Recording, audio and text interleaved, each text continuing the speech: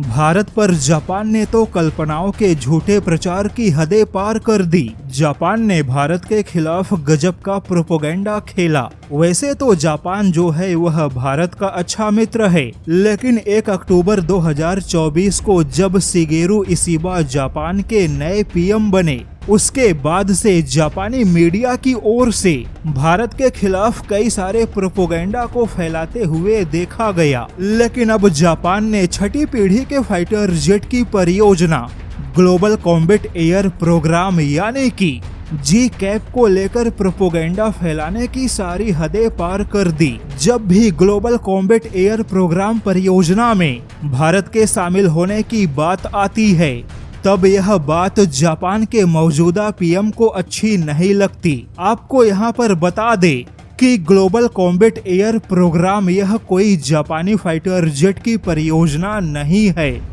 यह परियोजना सबसे पहले मुख्य तौर पे ब्रिटेन और इटली की परियोजना थी। बाद में जापान को भी इस परियोजना में शामिल किया गया, लेकिन अब जापान ऐसा दिखाने की कोशिश कर रहा है कि वह खुद इस पूरी परियोजना का अकेला मालिक है, क्योंकि जापान इस परियोजना पर अपने हिसाब से मनमानी बयानबाजियां कर रहा है। ब्रिटेन और इटली ने इस परियोजना में जापान को शामिल किया, लेकिन अब खुद जापान इस परियोजना में किसी और देश को शामिल होने नहीं देना चाहता। दरअसल जापान की एक ऑनलाइन मीडिया ने दावा किया कि Bharat global combat air program जैसी परियोजना का हिस्सा बनना चाहता है।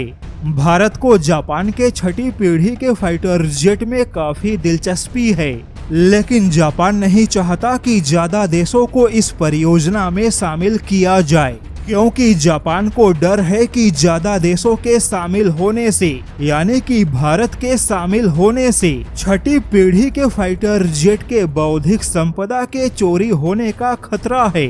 जापान को इस बात का डर है कि भारत अगर इस फाइटर जेट की परियोजना का हिस्सा बना तो हो सकता है कि इसकी बहुमूल्य तकनीक रूस के हाथों में जा सकती है। वैसे बता दे कि भारत को लेकर इस प्रकार की फालतू सोच केवल जापान की है, जबकि ब्रिटेन तो चाहता है कि भारत भी इस परियोजना का हिस्सा बने, और इटली ने तो कह दिया कि भारत को हर हाल में इस परियोजना का हिस्सा बनाने की पूरी कोशिश करनी चाहिए। लेकिन जापान पूरे मन से तैयार नहीं है।